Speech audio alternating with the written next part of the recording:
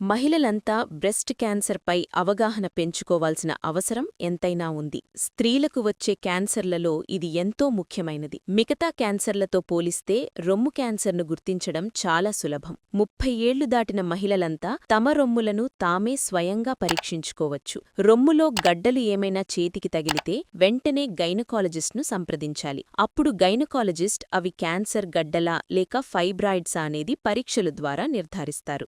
ఆ విధంగా తొలి దశలోనే క్యాన్సర్ని గుర్తిస్తే చికిత్స చేయడం చాలా సులభం. అప్పుడు క్యాన్సర్ పూర్తిగా నయమవుతుంది. మన దేశంలో 2022లో 2,21,757 బ్రెస్ట్ క్యాన్సర్ కేసులు నమోదయ్యాయి. గతేడాది క్యాన్సర్ బారిన పడిన మహిళల సంఖ్యలో ఇది 22.8%. అంటే ప్రతి 4 మహిళా క్యాన్సర్ పేషెంట్లలో దాదాపు ఒకరు రొమ్ము క్యాన్సర్ బాధితులే. ఏటా ఈ కేసుల సంఖ్య 5.6% మేర పెరుగుతోందని 2025లో 2,32,832 బ్రెస్ట్ క్యాన్సర్ కేసులు నమోదు కావచ్చని భారత వైద్య పరిశోధనా మండలి ఐసీఎంఆర్ వైద్య నిపుణులు అంచనా వేశారు. రొమ్ము క్యాన్సర్ను ప్రాథమిక దశలో గుర్తిస్తే నయం చేయటానికి 81% అవకాశం ఉంటుందని, ఆ తర్వాత దశలో 65.5%, ఇతర అవయవాలకు వ్యాప్తి చెందితే కేవలం 18.3% ఫలితం ఉంటుందని, కాబట్టి ఈ మహమ్మారిని ఎంత త్వరగా గుర్తిస్తే అంత మంచిదని స్పష్టం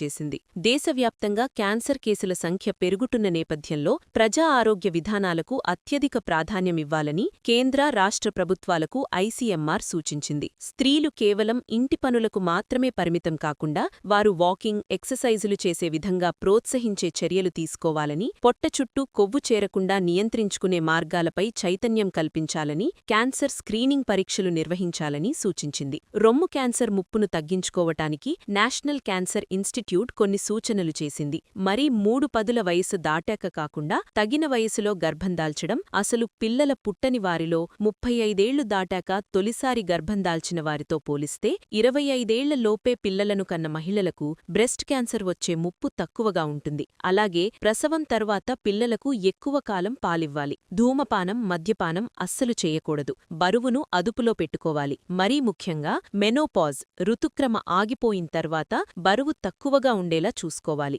ఎందుకంటే మెనోపాజ్కు ముందు మహిళల శరీరాల్లో ఈస్ట్రోజెన్ హార్మోన్ ఎక్కువగా వారి అండాశయాల్లో తయారవుతుంది. బహిష్తులు ఆగిపోయాక కొవ్వు కణాలు ఈస్ట్రోజెన్ తయారు చేస్తాయి. కొవ్వు కణాలు ఎంత ఎక్కువగా ఉంటే ఈస్ట్రోజెన్ స్థాయిలు అంతగా పెరిగిపోతాయి. అందుకే శరీరంలో కొలెస్ట్రాల్ ఎక్కువగా పెరగకుండా జాగ్రత్త పడాలి. చెడు కొలెస్ట్రాల్ ఎక్కువైతే తద్వారా రొమ్ము క్యాన్సర్ ముప్పు పెరుగుతుంది. అంతేకాదు గుండె జబ్బులు వచ్చే అవకాశాలు కూడా ఎక్కువగా ఉంటాయి. ఇంట్లో అయినా ఆఫీస్లో అయినా ఎక్కువసేపు కూర్చొని ఉండకుండా యాక్టివ్గా అటూ ఇటూ నడుస్తుండాలి. నిత్యం వ్యాయామం, శారీరక శ్రమ చేయడం చాలా మంచిది. క్రమం తప్పకుండా ఎక్సర్సైజ్ చేసేవారికి క్యాన్సర్ వచ్చే అవకాశాలు చాలా తక్కువ. కుటుంబ చరిత్రలో బ్రెస్ట్ క్యాన్సర్ కేసులు ఉన్నవారు ముందుగానే క్యాన్సర్ వైద్యులను సంప్రదించి తగిన జాగ్రత్తలు తీసుకోవాలి.